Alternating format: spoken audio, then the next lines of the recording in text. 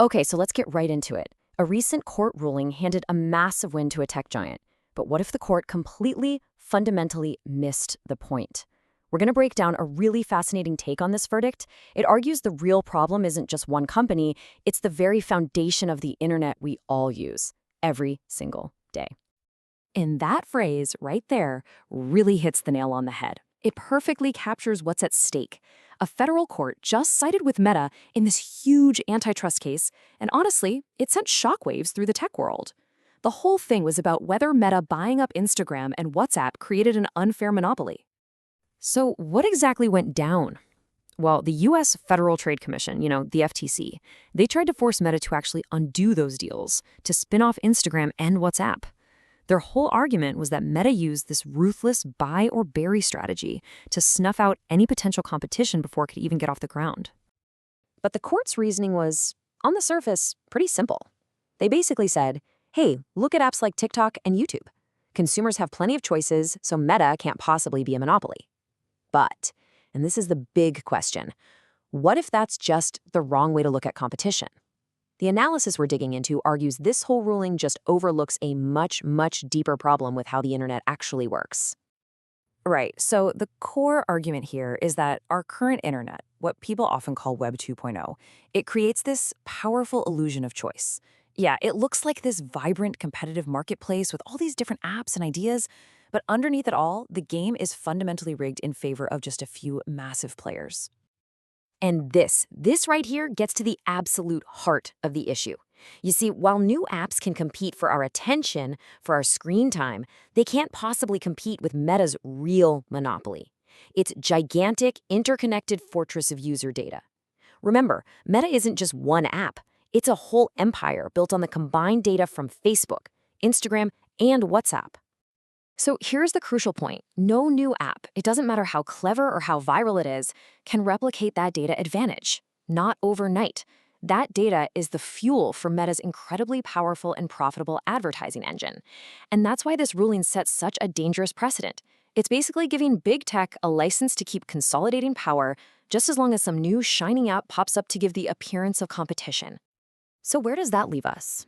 Well, this leads to a pretty powerful conclusion. Trying to regulate this broken system with old tools is like putting a Band-Aid on a crumbling foundation. The only real lasting solution is to build something new. The analysis we're drawing from calls this next evolution Web 4, a fundamental shift in how the internet is even built. Let's be clear, we are all living in Web 2.0. We create all the content, the photos, the posts, the videos, and we just feed it all to these giant centralized platforms. And in return, they harvest our data to sell ads. The entire system, by its very design, leads directly to data harvesting and the rise of these monopolies that feel impossible to escape. Okay, so if Web 2.0 is the problem, what's the solution? This is where the idea of a new internet architecture comes in.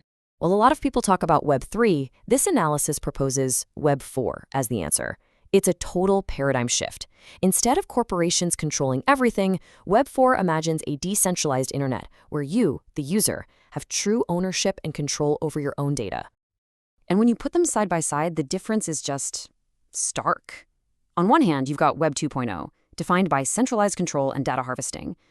And on the other, you have Web 4, built on decentralized networks and what's called data sovereignty. That shift means competition finally becomes about who has better technology and features, not just about who controls the biggest data fortress. I know, this all sounds great in theory, right? A freer, more open, user-controlled internet? Who wouldn't want that? But you have to ask, how do we actually get there? What does this new internet look like in practice? And how do we even start building it today? Well, this analysis suggests a really practical first step, a platform that lets anyone easily create their very own social network. Think of it as a decentralized social network as a service, or DSNaaS. I know, it sounds a little complex, but the idea behind it is actually super simple. Give people the tools to build their own corner of the internet. And listen, this isn't just science fiction. The infrastructure for this is already being built. The goal is to provide the tools so that anyone, a community, a small business, you, me, can launch their own sovereign social network.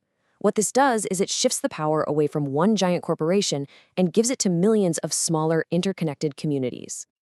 And that just fundamentally changes the entire digital landscape.